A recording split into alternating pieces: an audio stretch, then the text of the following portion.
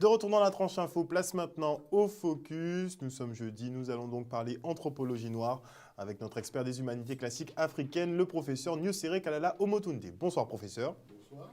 Et aujourd'hui donc nous allons voir l'histoire de l'astronomie. Oui, je trouve important de raconter comme ça la réalité de l'histoire de l'astronomie telle qu'elle est contée aux jeunes générations dans les académies, parce que cette histoire, elle est très étrange quant au fond. On a l'impression que, c'est même plus qu'une impression, les Occidentaux font du faux et de l'usage de faux. C'est-à-dire, ils racontent une histoire dans laquelle ils n'ont pas eu grand-chose à faire, mais on a l'impression qu'ils sont l'alpha et l'oméga de cette affaire, et les réalités des sources sont niées. C'est-à-dire qu'il y a une façon de raconter l'histoire en Europe qui est très étrange. C'est-à-dire on a une difficulté à dire un minimum de vérité. C'est ça qui est la réalité. Quand Cheikh Anta Diop parlait d'eurocentrisme, il parlait de ça. C'est-à-dire qu'on trafique la réalité des sources archéologiques et la réalité des sources qui sont les testaments des Grecs anciens. C'est-à-dire, si on s'appuie sur les Grecs anciens, parlons de leurs testaments. Moi, j'ai écrit un ouvrage, L'Afrique noire, initiatrice des législateurs antiques. L'Afrique noire, initiatrice des législateurs antiques, pour montrer comment les Grecs ont toujours avoué que l'Afrique noire de la période pharaonique était la source de leur savoir dans tous les domaines. Et que les grands savants qu'ils ont eus, ils le disent eux-mêmes, n'étaient que les élèves des scientifiques de l'Afrique de l'Antiquité.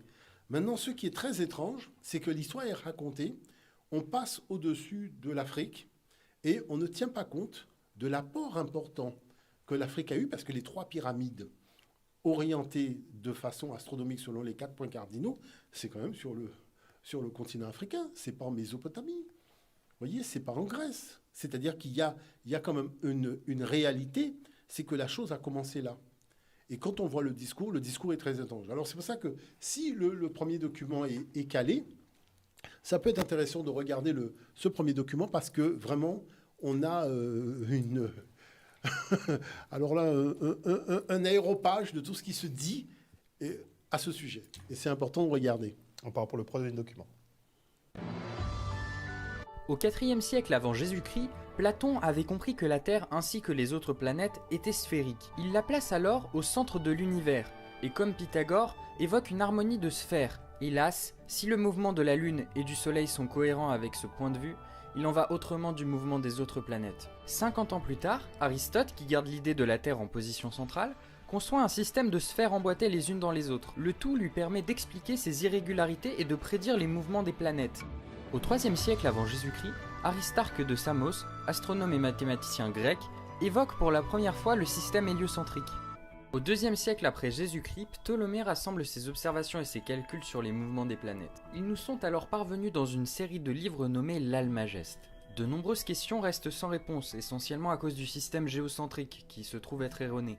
Mais il s'agit bien là d'une œuvre rassemblant une grande quantité de connaissances astronomiques de l'époque. Il faudra attendre le XVIe siècle et la venue de Copernic pour que ce modèle soit à nouveau évoqué. Ce sont ces observations de la Lune qui feront douter Nicolas Copernic du système géocentrique. En positionnant le Soleil au centre de son univers, il démontre mathématiquement le mouvement des planètes ainsi que le phénomène céleste. Craignant l'hostilité de l'Église, il retarde la parution de ses recherches. Ses idées vont inspirer de grands esprits scientifiques tels que Kepler, Léonard de Vinci ou Galilée. Au début du XVIIe siècle, Kepler énoncera les lois qui portent son nom et qui établissent le caractère elliptique des orbites planétaires. C'est également au XVIIe siècle qu'on invente la lunette astronomique, permettant à Galilée d'observer les satellites de Jupiter. Hélas, à l'époque de l'Inquisition, Galilée doit abjurer sous la pression de l'Église, qui ne conçoit pas que la Terre ne soit pas le centre de l'univers.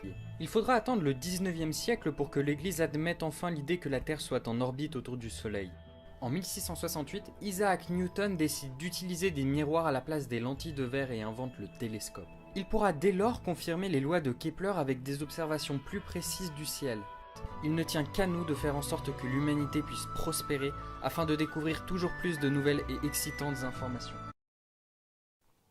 Alors, petite parenthèse, ils parlent de Pythagore. Justement, vous nous aviez appris que Pythagore n'était que l'élève de Yamessou, finalement. Voilà. Et ils tiennent leur théorie des élèves. Voilà, c'est-à-dire que, en fait, la problématique de fond, c'est qu'il y a un cadre déontologique de ce qu'on appelle la recherche. C'est-à-dire qu'il faut comprendre la chose. nous sommes sur des observations astronomiques.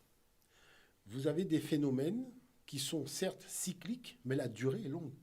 Le levier héliaque de l'étoile Sirius, oui, hein, le cycle, c'est 1460 ans. Aucun être humain ne vit 1460 ans. Bon. Une comète, si vous en avez vu une dans votre vie, vous n'allez pas en voir une deuxième. Donc, les cycles sont vraiment très longs. Donc, ce qui veut dire, et il faut comprendre la chose, pourquoi les Égyptiens, donc les anciens, sont crédibles et pourquoi les autres ne le sont pas. Il y a eu des corporations de prêtres astronomes qui ont duré des millénaires en Afrique. Il n'y a pas de classe de prêtres astronomes ou d'astronomes dans la Grèce antique. D'accord ? Le pouvoir en place était même contre l'intrusion d'un savoir qui pouvait élever la population et l'emmener à prendre conscience d'un certain nombre de réalités, notamment les réalités sociales. Parce qu'il ne faut pas oublier que la démocratie, c'est 10% de la population et encore, le reste, ça ne les concerne pas. Bon.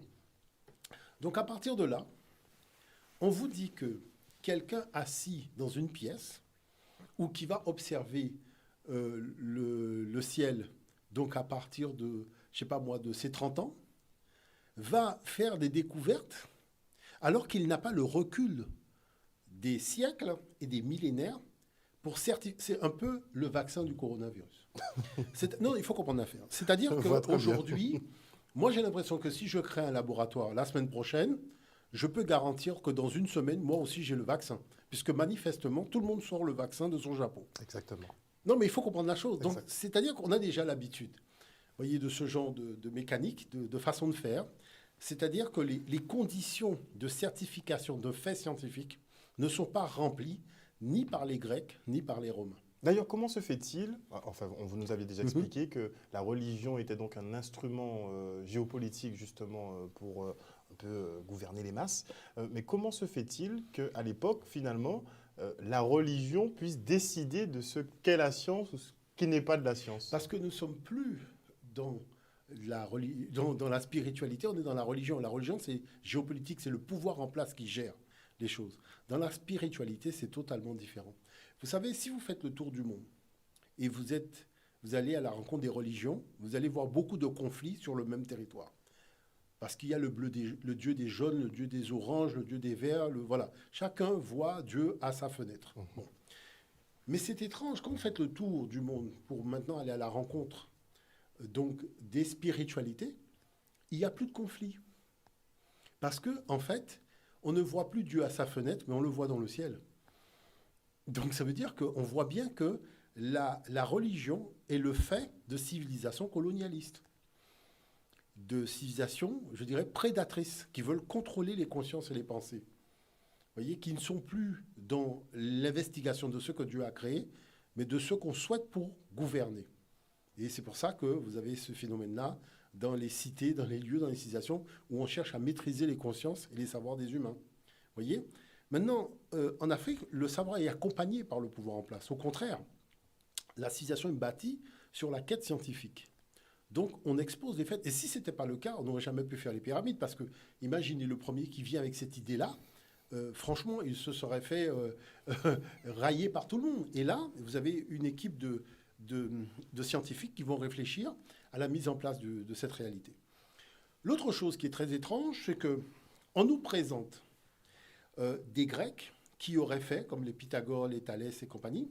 Donc Thalès, rappelons, qui est le premier Européen intelligent, parce qu'il a étudié en Égypte. Et avant, ça n'existait pas.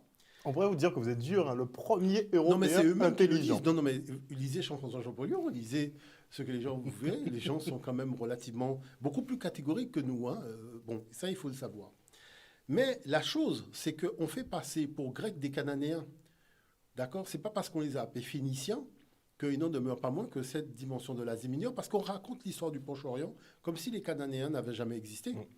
Mais je peux vous montrer les vestiges des cités cananéennes, des vestiges des palais cananéens. Donc les choses sont là, mais c'est caché. Vous voyez ? Bon. Donc à partir de ce moment-là, vous avez, alors écoutez parce que c'est au-delà du réel, vous avez un document qui est fait par un mathématicien africain du nom de Yamessou, nous sommes aux alentours de 1700 de l'ère ancienne, Sur son document, qui est un traité mathématique qu'on appelle le papyrus de Rhin, vous avez tous les théorèmes de Thalès, de Pythagore, enfin, ils sont tous là. En face, vous avez des gens pour lesquels on n'a aucun document. C'est-à-dire que ni les Thalès, on n'a pas de document, en fait, en réalité. Ça n'existe pas. Et on va dire qu'ils ont fait sans pouvoir montrer un document émanant de leurs mains. Et en fait, il faut savoir une chose. Il n'y a aucun document grec, ça n'existe pas. C'est-à-dire que tout le monde... Aucun document grec. Ça n'existe pas. Il n'y a pas de document grec. Ça n'existe pas. Très bien. D'accord? Il faut comprendre ça. Maintenant, quand on dit que tel chercheur, par exemple Ptolémée, a fait, le document qu'on a n'est pas issu de la main et du travail de Ptolémée. Il faut savoir que c'est des copies de copies qui ont circulé autour donc dans le Proche-Orient, en Orient et compagnie, pour lesquelles on a ajouté beaucoup de choses. Et en bout de course, le document était en arabe. Et donc les Européens, quand ils sont venus à Tolède en Espagne pour traduire donc ces documents en latin, ils ont eu donc la traduction de l'arabe vers le latin. Et c'est après qu'ils ont mis une traduction du latin vers le grec. D'accord. C'est-à-dire qu'ils sont retournés donc, sur le territoire grec, réapprendre les éléments de grec pour pouvoir mettre un manuscrit en grec. Donc on vous présente un manuscrit grec qui a été fait hier comme étant un truc qui remonte à Thalès. Non, quand même. Il faut être quand même un petit peu... Usurpation, mais de haut niveau. C'est-à-dire que c'est du grand n'importe quoi. D'accord? Donc ça, c'est problématique. Maintenant, il y a encore une autre réalité. Alexandre le Grand, après son épopée égyptienne, décide d'aller vers l'Orient. Arrivé dans le désert, il y a une éclipse de soleil. Donc les soldats disent que « ça y est, c'est un mauvais présage, on ne veut plus avancer ». Donc ils se retrouvent coincés. Il ne peut pas avancer, l'armée a dit que c'est un mauvais présage, éclipse de soleil, ça va mal se passer. Donc ils se rendent compte qu'il faut expliquer scientifiquement aux soldats ce que c'est qu'une éclipse de soleil. Si les Grecs sont porteurs de la connaissance, qu'Alexandre le Grand mandate un scientifique grec pour venir expliquer à ses soldats ce que c'est qu'une éclipse de soleil. Pourquoi il va chercher un prêtre égyptien? Vous comprenez ce que je veux dire? C'est-à-dire que le gars, il te raconte des trucs parce que, en fait, dans sa façon de faire, il se dit que les dossiers, tu ne les connais pas. Donc, comme tu ne les connais pas, il va pouvoir te faire des tours de magie, te raconter des histoires qui sortent du chapeau, alors que, vous savez, arriver à une certitude scientifique, ça prend du temps. C'est de l'observation, mais forcément. c'est surtout des observations astronomiques. Les cycles astronomiques, c'est au-delà de la vie de l'être humain. Quand vous dites que oui, l'Afrique a abouti au calendrier de 365 jours, mais ça n'a pas pris un siècle. Le cycle de levée Iliaque, c'est 1460 ans. Et il a fallu certifier ça au moins 3, 4 fois, 5 fois avant d'être sûr qu'on avait sur le des début dizaines de astronomique. milliers d'années. Voilà, on avait réajusté le calendrier. Donc, il faut comprendre ces choses-là. Bon, maintenant, on vous parle de Kepler. Parce qu'il faut comprendre une chose.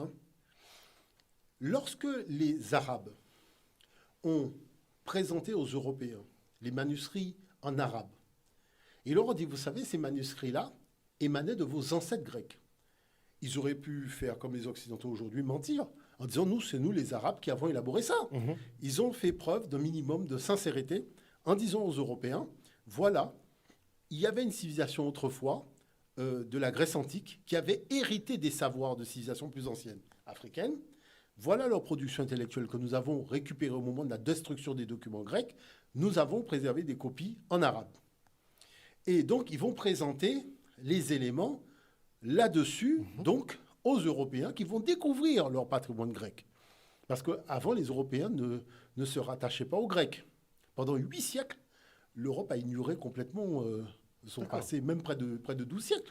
Le passé de la Grèce antique, franchement, l'Europe ne connaissait pas ça. Parce que, voilà, c'était la Rome antique, l'histoire de la Grèce antique, je ne connaissais pas ça.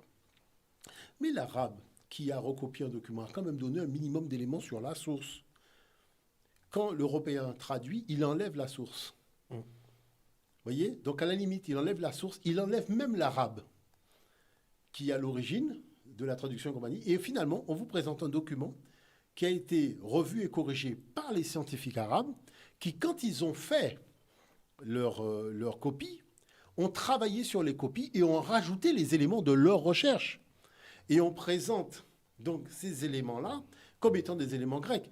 Et la chose, c'est que l'Arabie n'a pas eu la durée qu'avait la civilisation de l'Égypte. La civilisation de l'Égypte, écoutez, tout le monde parle d'une civilisation qui a au moins 20 000 ans. Les premières habitations le long du Nil. Et je peux vous montrer des sites astronomiques en Afrique qui datent de 200 000 ans, avec des équations parfaites. Lorsqu'on présente les sites astronomiques de l'Afrique, c'est toujours en hors taxe, c'est jamais en TTC. C'est-à-dire, mais c'est extraordinaire. C'est-à-dire, on vous montre des choses en vous faisant croire qu'il y a 4 sites, alors que personnellement, je suis incapable de vous dire au total combien il y en a, tellement il y en a. D'accord. Vous voyez, la grande enceinte de Zimbabwe, c'est un site astronomique, tout le monde le sait. Vous voyez, réglé par rapport à la Croix du Sud.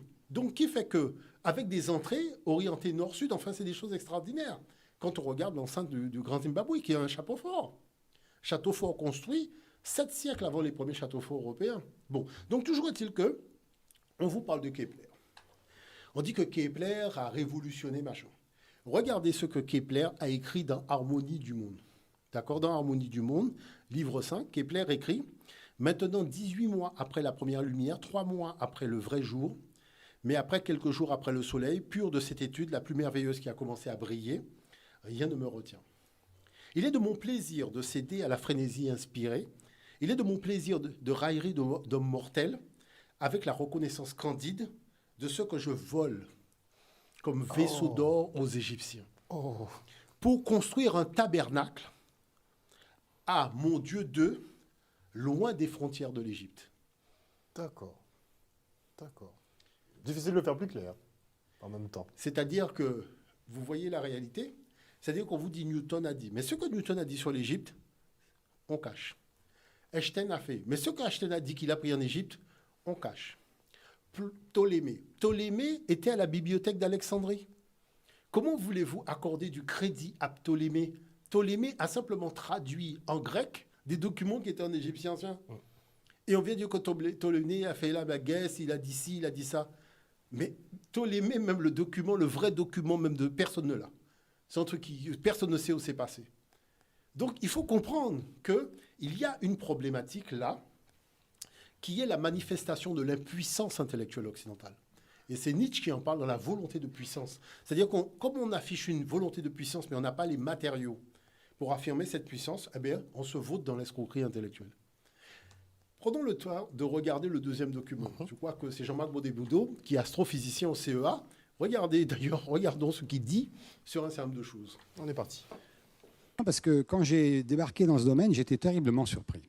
En fait, pour vous dire, ce qu'on vous raconte de l'Égypte en général, ce sont mythes, légendes, mystères. Tout ça pour aboutir à une vision assez désagréable. Enfin, moi, dans ce que j'ai lu les choses, ça m'a paru un peu désagréable, un peu péjorative, un peu condescendante, notamment, par exemple, quand on parle de l'astronomie égyptienne. Et alors, dans un article qui s'appelle « L'astronomie ancienne égyptienne », il écrit « Le début de l'astronomie de l'ancienne Égypte nous est connu par ses applications pratiques. » Vous voyez déjà le niveau, c'est applications pratiques. Bon, ils ont fait des petits trucs un peu comme ça. Pour la mesure du temps.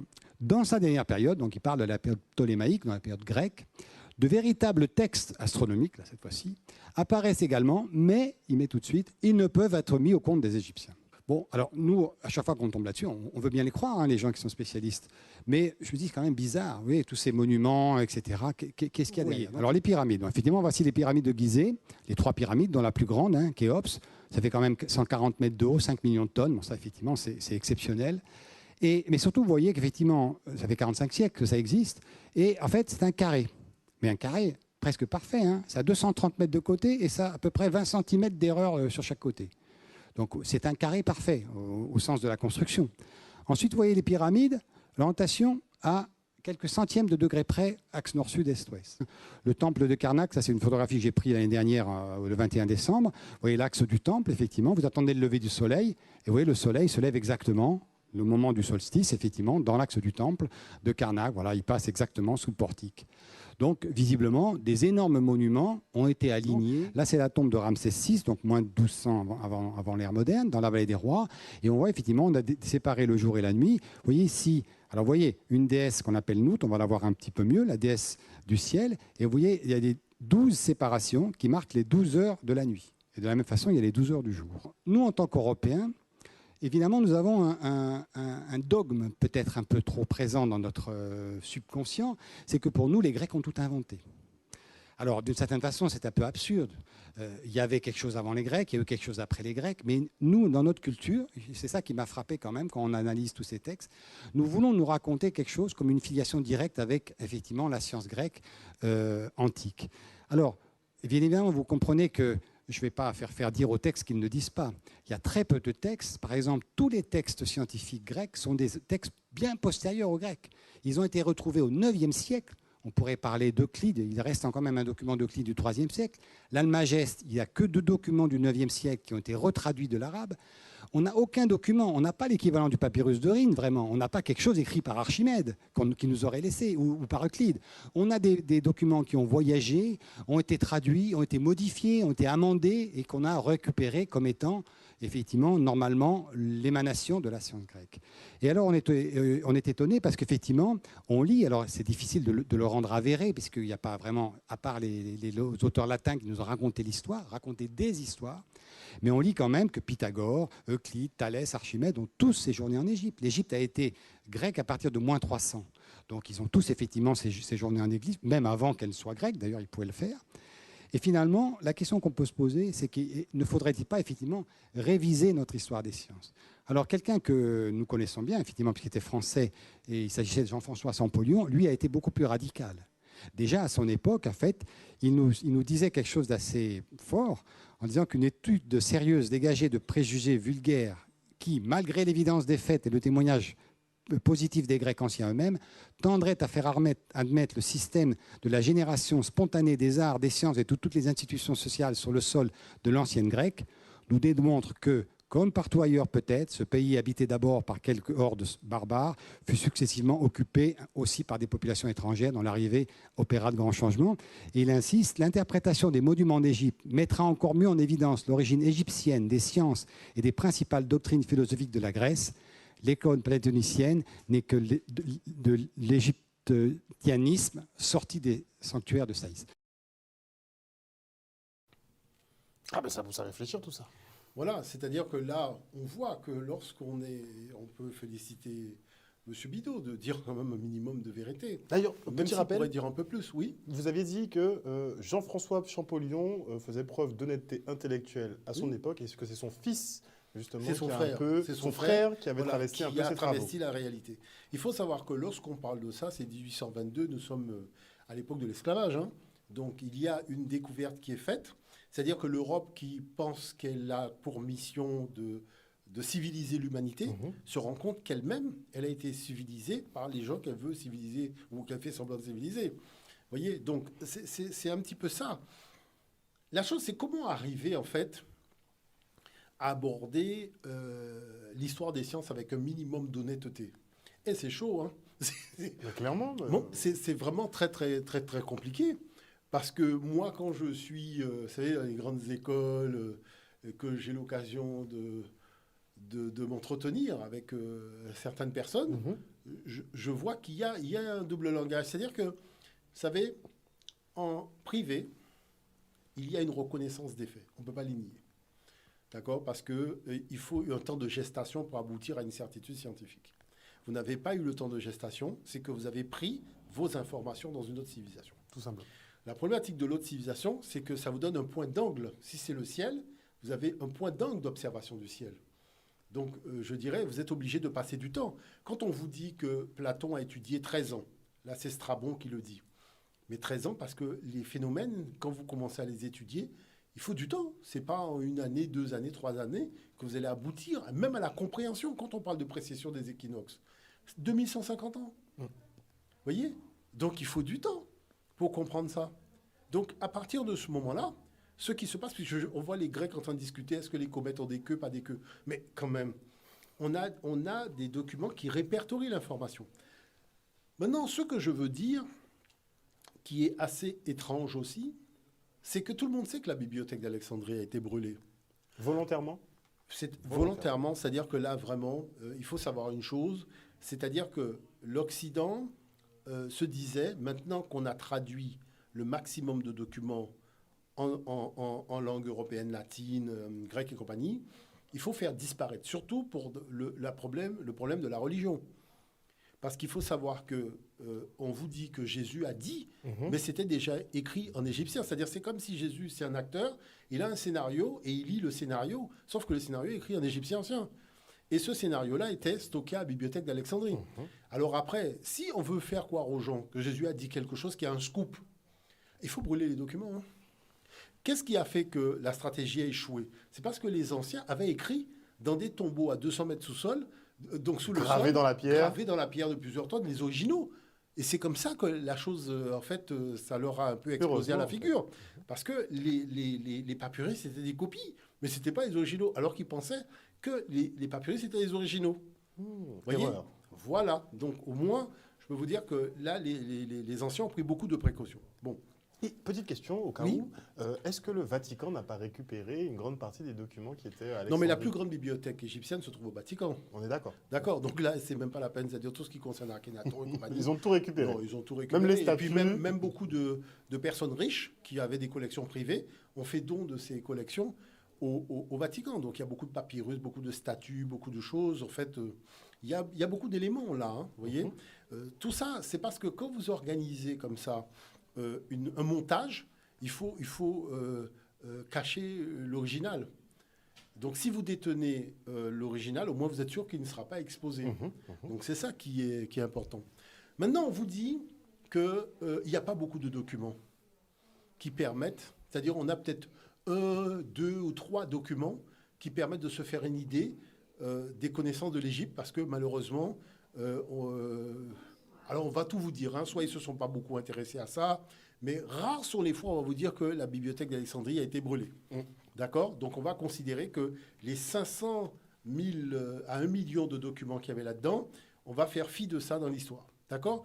Regardez ce que Mme Gradet dit dans le cadre de sa présentation sur l'astronomie égyptienne. Écoutez ça, c'est quand même intéressant. On part pour le 3e document. Pour le 3e document.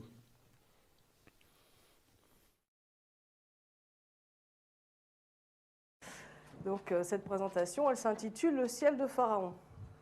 Sur les vestiges égyptiens, on retrouve la mention de 90 étoiles, dont la période d'invisibilité annuelle était voisine de 70 jours, au lieu et époque considérés. Les noms de ces étoiles, leurs appellations hiéroglyphiques, on les trouve sur 100 vestiges. Parmi ces 100 vestiges, il y a 20 horloges stellaires et 80 autres listes d'étoiles qui figurent au plafond de temples et de tombes. Parmi ces horloges stellaires, on trouve l'horloge stellaire de Idi, qui date en gros de l'an 2100 avant notre ère et qui a été retrouvée à Asyut, c'est en Moyenne-Égypte. Une horloge stellaire s'est constituée de 4 parties principales, ou plutôt 3. Tout d'abord, ici, une bande d'inscriptions hiéroglyphiques, où on reconnaît les images de la déesse du ciel, Nout, qui porte le ciel pète sur ses bras. Ensuite, on a l'image de la cuisse de taureau, Meshketiu, c'est la grande ours. D'ailleurs, son corps est orné de 7 étoiles brillantes, tout comme la grande ours est définie, la constellation de la grande ours est définie par 7 étoiles visibles à l'œil nu. Et ensuite viennent les images d'Orion et de Sirius, figurées sous l'aspect d'Osiris et Isis.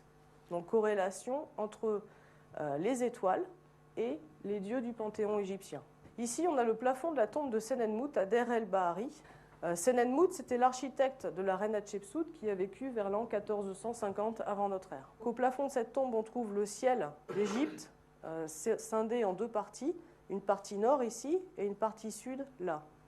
Au nord, on retrouve la constellation Meshketiu, la grande ours, et ici, on trouve la constellation du dragon qui est figurée sous l'aspect d'un hippopotame auquel est adossé un crocodile. Donc d'autres petites constellations circumpolaires de part et d'autre.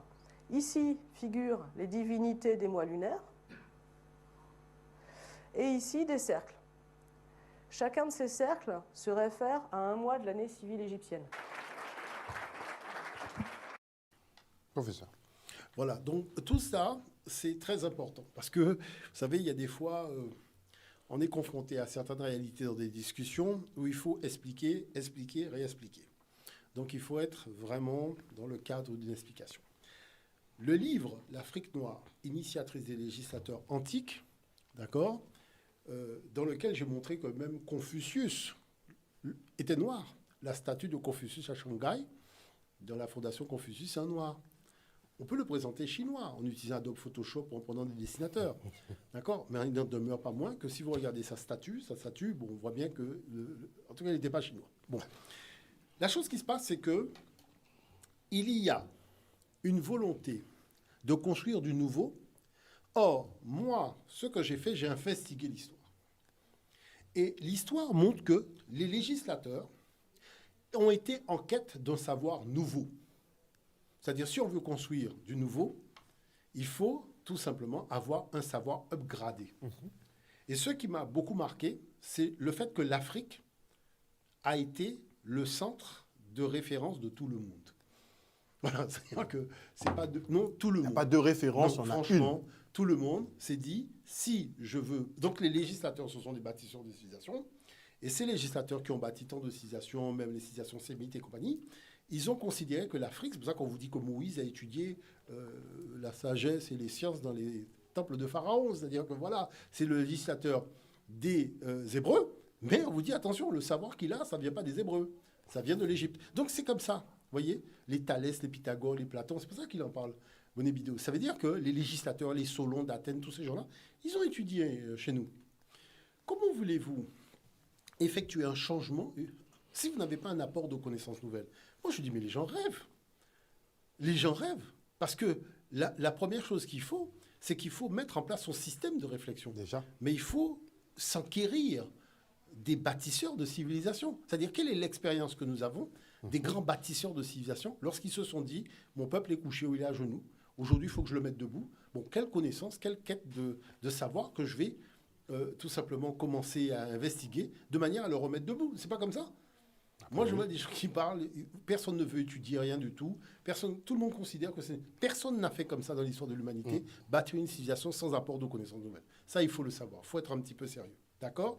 Maintenant, la chose qui est très étrange, c'est qu'on entend de tout. Les Occidentaux disent que, ah oui, mais les constellations de l'Égypte, on ne les comprend pas. Pourtant, les 12 signes du zodiaque sont égyptiens. Ce sont des divinités de l'Égypte. Ça, il faut que quand quelqu'un dit qu'elle est vierge ou quand quelqu'un dit, je ne sais pas moi, qu'il est balance ou qu'il est bélier, ce sont des divinités de l'Égypte antique. Et comme l'Égypte antique, c'est la mère de toutes les civilisations, tu peux être témoin de Jéhovah, mais tu es sous la protection d'une divinité africaine, que tu le veuilles ou tu ne le veuilles pas. Donc, dans ce cas-là, tu ne viens pas au monde. D'accord? Parce qu'il y a 12 portes d'entrée, et chaque porte d'entrée correspond à une divinité africaine. Voilà. Donc, c'est comme ça. Au moins que les choses sont prises. Parce qu'il y a des gens qui disent, oui, je suis musulman, oui, mais en attendant, tu es passé par une porte africaine. Donc, tout le monde passe par des portes africaines. Mais oui, attends, tu passes par des portes africaines pour arriver sur Terre. D'accord? Donc, il faut le savoir. Et cette porte est gardée par une divinité africaine. Donc, à partir de ce moment-là, ce qui se passe et ce qui est important, c'est de voir qu'on dit, ah, on ne comprend pas la symbolique, on ne comprend pas ci, on ne comprend pas ça. Mais qu'est-ce qu'on ne comprend pas? Ce qu'on veut cacher. Prenons, j'ai amené des images. Prenons une image, qui est l'image suivante, je crois, qui est une carte du ciel, hein, que tout simplement, on peut arriver à voir très simplement. Voilà, donc prenons déjà la problématique de la forme sphérique de la Terre. Vous avez entendu tout à l'heure qu'on vous dit qu'il a fallu attendre que les Grecs arrivent pour savoir que la Terre est ronde. Mais soyons quand même un peu sérieux. Diogène Laërte rapporte qu'à l'arrivée d'Alexandre le Grand, 332, les anciens Africains avaient déjà répertorié 832 éclipses de lune. D'accord? Et c'est la projection de la forme de la Terre sur la Lune. Donc, ils ont vu tout simplement l'ombre de la Terre sur la Lune, projetée par le Soleil, qui a permis aux Africains de savoir qu'ils étaient sur une boule.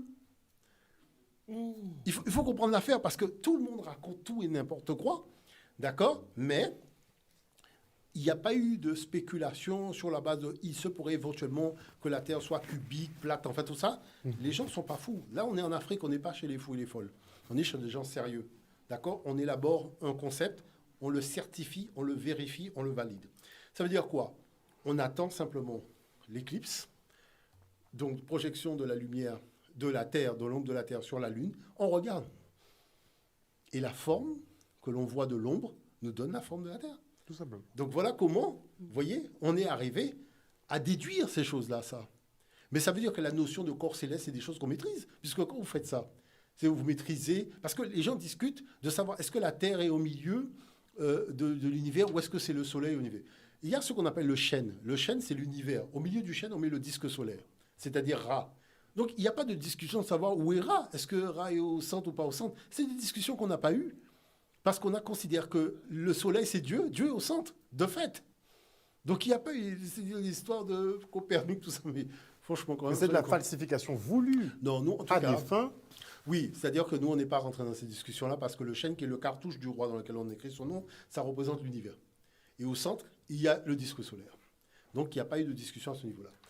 Regardons l'autre image, parce que l'autre image, elle est intéressante aussi. Vous voyez, ce sont des choses qu'on peut voir au niveau de la Guadeloupe. Vous voyez ici, donc le cercle, le premier grand cercle qui est sur la droite, vous avez ce qu'on appelle la constellation d'Orion. D'accord? Ça, c'est l'appellation des Européens anciens. Cette constellation était celle d'Oussiré, qu'on appelait Sa. Et vous voyez, les 3 étoiles du milieu sont les indications stellaires des 3 pyramides du plateau de Gizeh. Donc, tout le monde sait que les monuments de l'Égypte sont situés au sol par rapport à des correspondances stellaires. On n'a pas construit ça au hasard. C'est-à-dire on a reproduit tout simplement l'organisation du ciel sur Terre. Et après, vous avez l'étoile Sirius, Sopédète, d'accord? Donc, tout simplement, qui représente la déesse Acéta. Donc, lorsqu'on vous dit que Oussiré est monté au ciel, vous avez sa constellation au ciel. Et quand on vous dit son épouse Maria Acéta est montée au ciel, vous avez sa constellation au ciel à côté de son mari. Donc le fils de Dieu et la fille de Dieu, ben, tous les soirs, ils sont dans le ciel de la Guadeloupe. Hein. Ils passent au-dessus de nos têtes, au-dessus de nos maisons. Vous voyez, c'est ça qu'on cache. On cache que lorsqu'on dit que Jésus est monté au ciel, personne ne peut dire où il est dans le ciel, tandis que nous, quand on dit le fils de Dieu est monté au ciel, on le voit.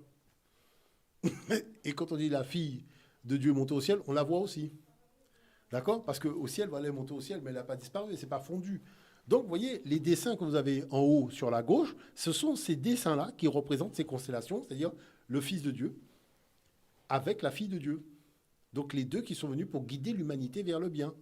Et Acéta Maria, c'est la déesse de l'agriculture. Vous voyez? Donc, vous voyez que là-dessus, les choses sont claires. Maintenant, si on prend l'autre document, vous voyez, si on prend l'autre document que j'ai amené, je vais vous montrer quelque chose parce que, comme tout le monde fait semblant de ne pas comprendre, on va aider les uns et les autres à réfléchir. Vous voyez la grande ours? Nos ancêtres appellent la grande ours Meseketu. D'accord? Meseketu. Qu'est-ce que ça représente, cette grande ours? Vous voyez que, en fait, c'est une espèce de cuisse de bœuf. Avec des étoiles dessus. Voilà. Nos ancêtres ont considéré que le nord a été l'objet d'un conflit. Vous savez pourquoi le nord? Parce que le soleil ne va pas au nord. C'est-à-dire, si vous êtes dans la forêt, vous cherchez le nord, vous regardez là où il y a la crasse sur un arbre, il y a de l'humus. Eh ben, là où il y a l'humus, c'est le nord. Parce que le soleil ne met pas les pieds, ne passe pas par là. Donc, c'est généralement l'endroit le plus sale. D'accord? Donc, voilà. Donc, à partir de ce moment-là, le désordre a pris la direction du ciel pour s'installer au ciel, mais on l'a maîtrisé, vaincu au ciel. Donc, vous voyez pourquoi il est attaché à une chaîne? Regardez en bas. Vous avez la déesse de l'hippopotame qui tient cette espèce de bœuf-là, avec donc Hérou, fils d'Oussiré d'Acéta, donc né par conception virginale, immaculée conception, qui le maîtrise. Donc, ça veut dire quoi? Là, vous commencez à comprendre l'affaire, puisque tout le monde fait semblant de ne pas avoir compris. La raison pour laquelle nos ancêtres ont considéré le ciel comme la matrice de leur civilisation, c'est qu'ils ont dit que au ciel, Dieu a envoyé ses divinités vaincre le désordre, donc le mal. C'est pour ça que le désordre n'existe pas. Dans le monde stellaire, tout est réglé par des cycles mathématiques avec des durées précises à la seconde et centième de seconde près. Vous voyez, la Terre fait le tour du Soleil en 365 jours, un quart. Si vous ne tenez pas compte d'un quart, vous avez un décalage au bout d'un certain nombre d'années. Donc, comme le désordre n'existe pas, parce que le désordre a été vaincu au nord, et c'est ce que représente la grande ours. La grande ours, pour nous, c'est la victoire du bien sur le mal dans le monde stellaire. Et cet ordre stellaire, nous l'avons reproduit au sol dans l'articulation géométrique et spatio-temporelle au niveau des monuments, avec comme objectif de vaincre le désordre aussi sur Terre. Ça, c'était avant l'arrivée des étrangers. D'accord? Donc, avec l'objectif de vaincre le désordre sur Terre. Donc, qu'est-ce qui se passe? La raison pour laquelle tout le monde fait semblant de ne pas pouvoir expliquer les constellations, c'est parce qu'ils savent que les constellations sont rattachées à une histoire théologique. Et comme on ne veut pas raconter l'histoire théologique, parce qu'on cache des dossiers, donc on dit non, les dossiers, on ne les comprend pas, on n'arrive pas à les interpréter. Enfin, on vous raconte toutes sortes de choses. Malhonnêteté. Mais il faut savoir que quand on dit le grand livre du ciel, c'est que nos ancêtres ont déchiffré l'ordonnancement stellaire des étoiles, des planètes et des cycles. Et c'est parce qu'ils ont déchiffré ça qu'ils ont pu écrire le premier texte sacré de l'histoire de l'humanité. C'est pour ça que nous avons une spiritualité qui est cosmothéologique. Dans notre spiritualité, la Terre n'est pas créée le premier jour. C'est pas possible, parce que la matière ne peut pas arriver avant l'esprit. Donc il y a d'abord les conditions de la victoire. Parce que la Terre, quand elle a un cycle avec une durée, avec une matérialité, c'est que le désordre a été vaincu. Donc il faut déjà les conditions de la victoire de l'ordre sur le désordre dans le monde visible et invisible. Donc c'est pour ça que notre texte ne peut pas commencer avec une histoire de terre et troisième jour. C'est pas possible. Parce que ça veut dire que là, on a normalisé déjà des choses qui étaient en conflit. Donc les millénaires avant. Donc il faut raconter. Et c'est ça un texte sacré. Le texte sacré raconte comment, dans les conditions de l'invisible, l'ordre a vaincu le désordre. Et lorsque les choses sont passées de l'invisible au visible, il n'y a eu que la manifestation de la victoire de l'ordre. C'est ça l'enjeu d'une genèse d'un texte sacré. Ce n'est pas des histoires où Abin, QKL et on repart à zéro. Non, non, non, non, non. Il faut être sérieux parce que c'est sérieux. Voyez. Donc, en plus, les gens vous racontent des choses. Ils disent, oui, mais monsieur Motunde, l'humanité descend d'Adam et Ève.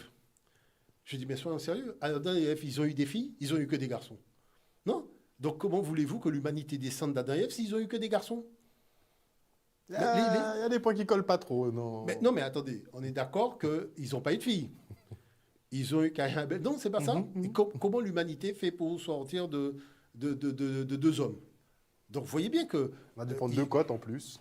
Non, mais c'est-à-dire qu'il y a un problème dans ce récit et les gens, ils déconnectent leur cerveau logique pour pouvoir rentrer dans un truc qui n'a ni queue ni tête.